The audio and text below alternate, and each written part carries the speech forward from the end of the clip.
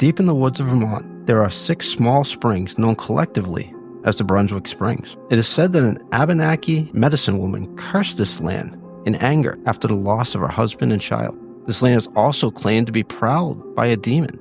Join us at Weirder After Dark as we explore the lore and legend of the Brunswick Spring Curse.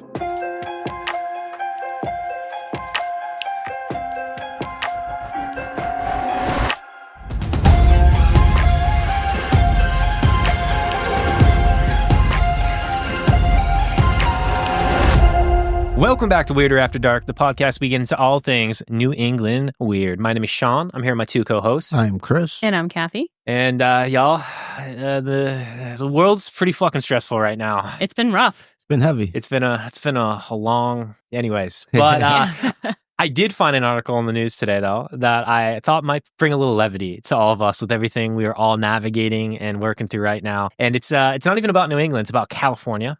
Telltale. Yeah. Apparently, there is a bill in the California Congress to make Bigfoot its state cryptid. Hell yeah. Yeah.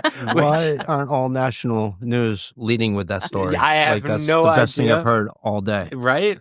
But it got me thinking a little bit. What would be our state cryptid? Ooh, good question. I'm going to go with the Pudgewuggy. Pudgewuggy? Yeah. All right. Those are pretty cool. We heard about those in the Bridgewater Triangle, Yeah. right? Yeah. Are those in New Hampshire? Have we heard of any stories? I mean, my Mythical? story was from Massachusetts, but Yeah. I don't think I'm they sure they're recognize here. borders. We don't have a wall. Yeah. We can cross the border. All right, that's fair. Chris, any thoughts from you? I would have to say the wood devil. Right? Yeah. They're found usually in northern New Hampshire. Oh, dude, the wood devils are so cool and major creepy. So, and Yeah. they're like Bigfoot's cousin. So, All right. you know, that's kind of cool too. Yeah. I think that's the only thing that's unique 100% to New Hampshire that I'm aware of. Yeah. Yeah. Vermont's got Nessie. Ooh, yeah. Oh, no, Yeah. Nessie, Champ. Yes, that's Yep. what Yep. Pretty much Nessie, right? Yeah, Like, basically. Basically, Yeah. like their cousins too. Wow, New England's got a bunch of cousins. Oh, like us. Yeah. Oh my God. Look at this. This is beautiful. Oh man. Well, yeah, I don't know about the rest of New England. I don't even know what's cooking in Maine, but maybe Everything. Everything's cooking. Maine got cryptid. Yeah. But if you're listening right now, gang, and you are in New England, drop by our Instagram. Let us know what you think that the state cryptid would be for wherever you are. We'd love to hear that. Let us know. Share that. We need to write our legislatures. Yeah. Yeah. This is a movement. Yeah. We're going to make Yes. this happen. Fucking them in. I need this uplifting news. Oh, man. But speaking about cryptids, I think we've got one on our story today. Is that right? We do, yeah. It's not actually about a cryptid, but there might be a cryptid involved. All right. Well, Nice. I'm excited. So, in Vermont, not far from the Canadian border, across the Connecticut River from the town of Brunswick, there is a very curious natural springs. These 6 springs, each having completely different material contents, are iron, calcium, magnesium, white sulfur, bromide, and arsenic. These 6 springs, they flow under a steep hill before merging together into a spillway. It is claimed that this mineral-enriched water have the ability to treat or even heal everything from skin conditions to open wounds to GI issues. Other claims the water can cause increased energy, reverse the sign of aging, and detoxify the body. Where is this exactly? I want to go. Yes, it's in Brunswick, Vermont. So, road trip? Road trip. We can go check it out. It's still there. Nice. By the end of the story, I don't know if you'll really want to go. Oh, Might be cursed. okay. She's still in. Look at her face. Yeah, I still wanna I'm still in. Yeah, I'm still in. I'll face the curse if I can reverse aging. Worth it.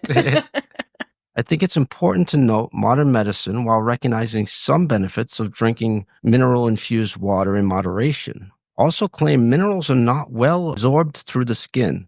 And most doctors would claim any changes in symptoms by bathing in these waters is due to the placebo effect. If it makes me look younger, I'll take it.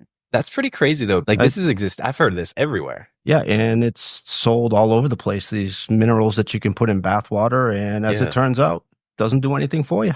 So this being said, these springs have been claimed to have healing powers for centuries. The belief in the healing powers of Brunswick Springs can be traced back to the local Abenaki Native American tribe. They considered these springs to be sacred and spiritual grounds. The Abenaki for centuries would make long trips to the springs so they could make use of their healing waters. They only did so during the daylight hours, however. The reason for this is that the springs were, quote, a place of spiritual balance.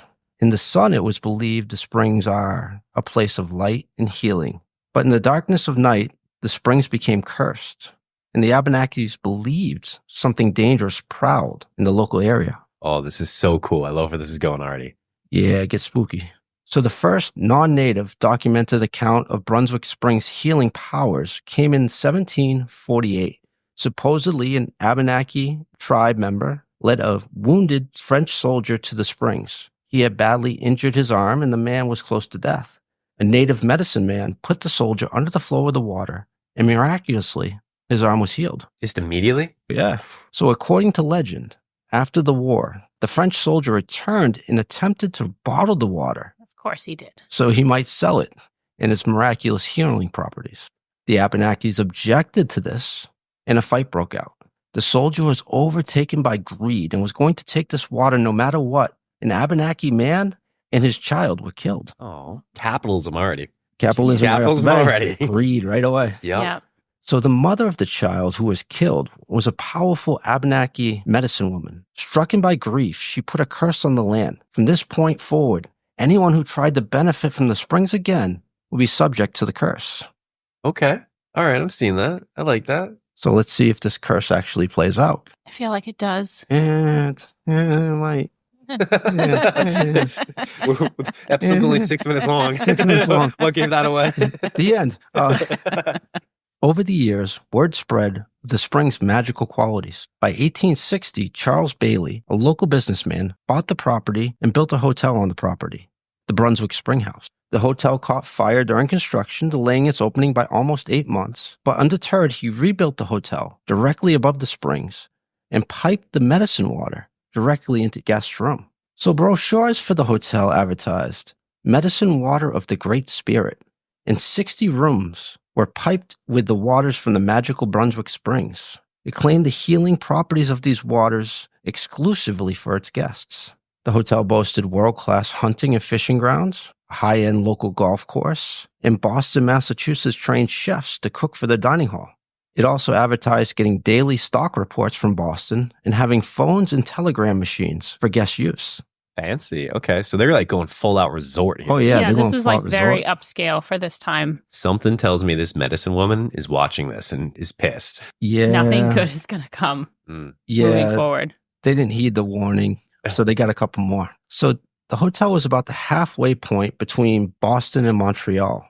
So the hotel also advertised as a good stopover place when making the long trip to soak in the rejuvenating spirit water of the Brunswick Springs. It was also rumored that Mr. Bailey, the owner, would lie to his guests about his age, claiming he was much older than his actual age, and that the God. mineral water was keeping him looking so young. Honestly, I love the hustle. Like, Yeah. like, if you're gonna grift well, and he is, man. He's like, "Do I got an elixir for you, baby?" Like, I'm 94. Oh, he grifted very well because the advertising campaign worked. And the hotel was a huge success with people from far and wide flocking there to try the medicine water of the great spirits. Now, mineral water baths were already a tourist attraction in Rome, Istanbul, Germany, and now Vermont had its own local attraction. I can't wait till people die. I wanna go Me there. too. I'm like, people are gonna die. You're like, I want to go to the bath. I want like, to go. like, there's I'm a not gonna curse, Kathy. But I'm not going to bottle it. I'm not going to be disrespectful. I We'll won't even go see. into it if I'm not allowed to. We'll see how you feel by the end of this. Okay, still in.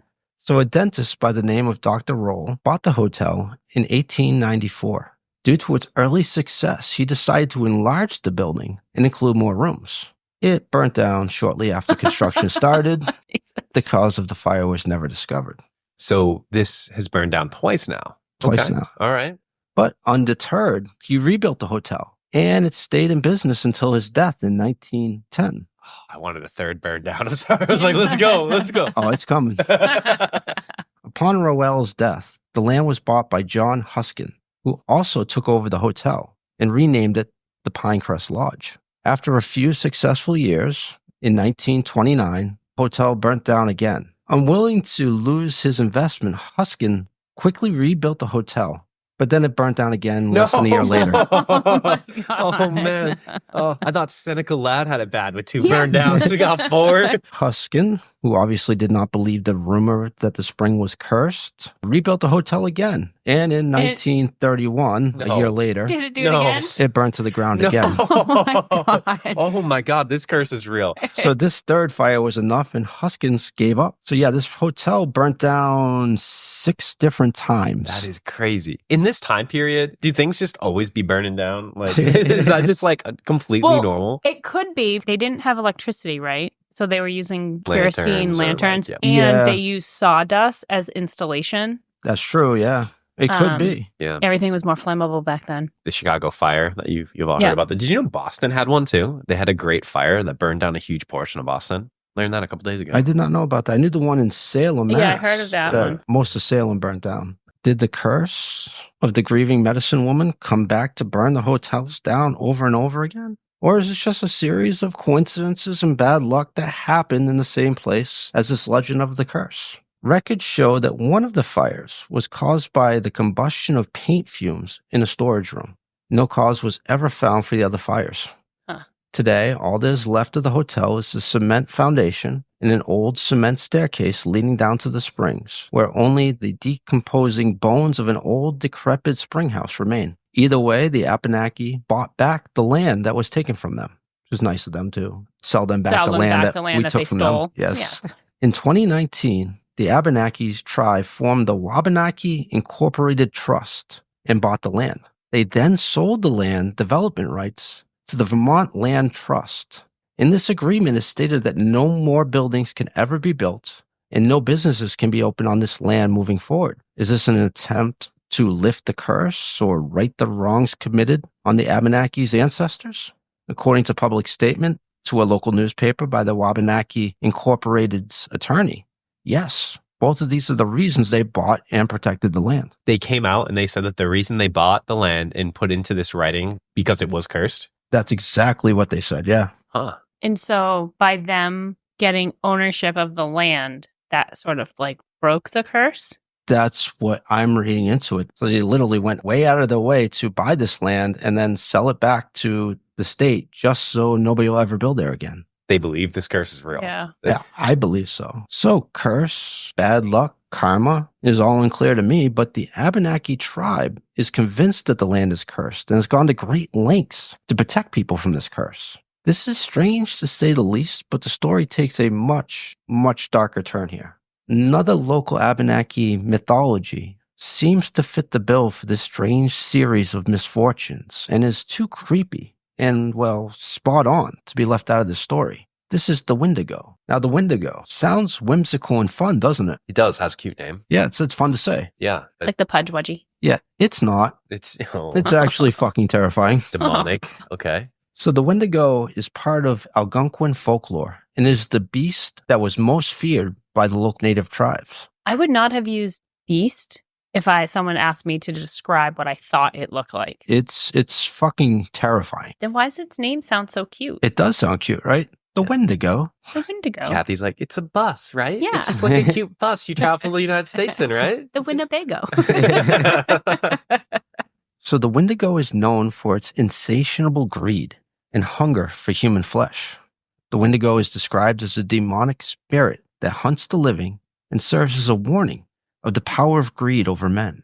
Okay, so definitely not cute. Okay. Not cute. No. Noted. One of the most terrifying aspects of the Wendigo is its inability to be satisfied. A Wendigo is always hungry. It can never be filled. It will relentlessly hunt and kill its prey. But even after devouring an entire human being, its hunger is not quenched. A Wendigo grows with every meal it eats in proportion to the person it has devoured. What? Because of this, the Wendigo can never be satisfied and will never stop hunting for more victims. Insatiable man-eater. Yeah, this thing is not cute. The Wendigo is a demon, but some Wendigos can be created from humans who have been corrupted with greed. Oh, This like takes- that person who built the hotel. Ah, yeah, now you're getting the connection. Although the Wendigo is able to exist in the physical world, it is considered a spirit. Like many spirits, the Wendigo has the ability to possess humans. These victims, when touched by the Wendigo, are then transformed into a Wendigo themselves, doomed to tirelessly hunt and devour human prey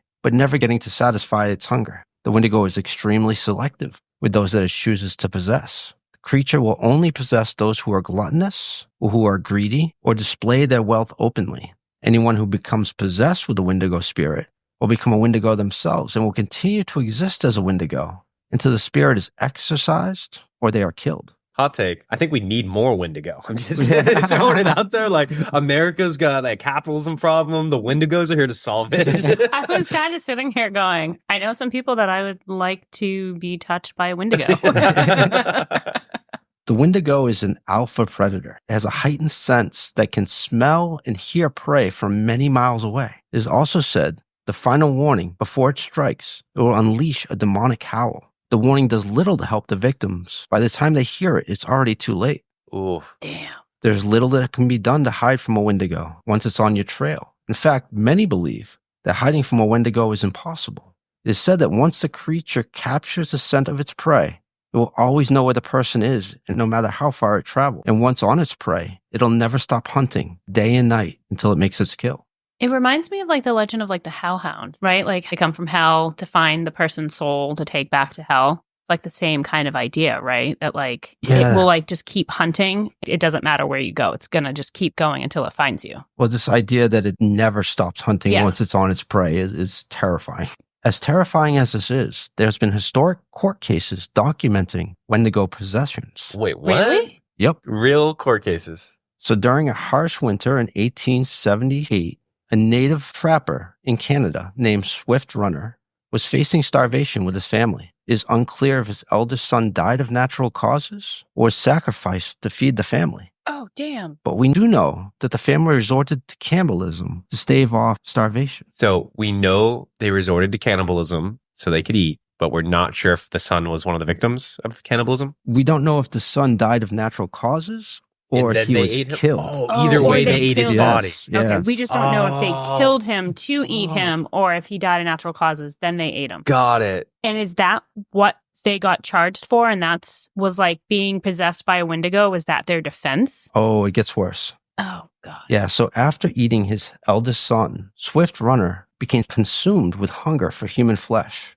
He then killed his wife and remaining 5 children. No! In order to eat their flesh. Oh my God. That is so fucked up. When the winter was over and he was discovered for his crimes, he was put on trial for killing and eating his entire family. Swift Runner confessed to having Wendigo sickness and killing and eating the family for the pleasure of devouring human flesh.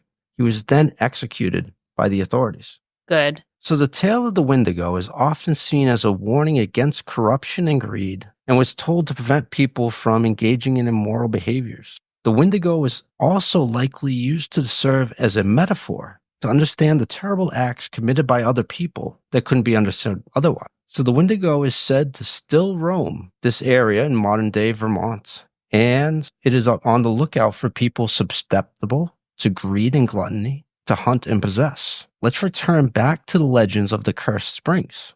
The story of the springs is filled with greed, from the French soldier who turned to violence to profit off the waters after he was so compassionately led to the waters to save his own life, to the hotel owners who made these healing waters only accessible to paying customers for a profit.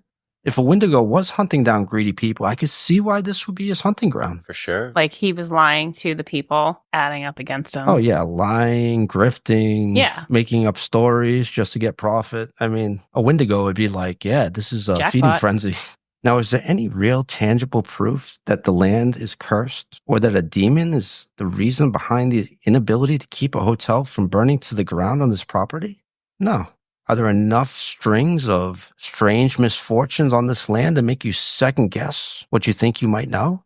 Maybe. Could we today all use a colorful, terrifying warning about the dangers of unchecked greed on our fellow man?